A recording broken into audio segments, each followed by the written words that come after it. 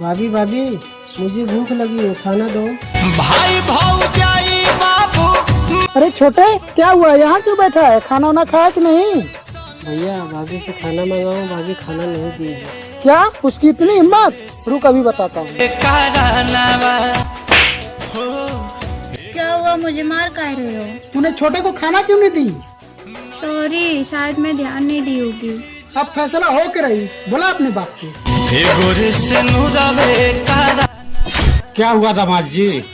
आप अपने बेटी को समझा दो, नहीं तो यहाँ से लेकर चले जाओ।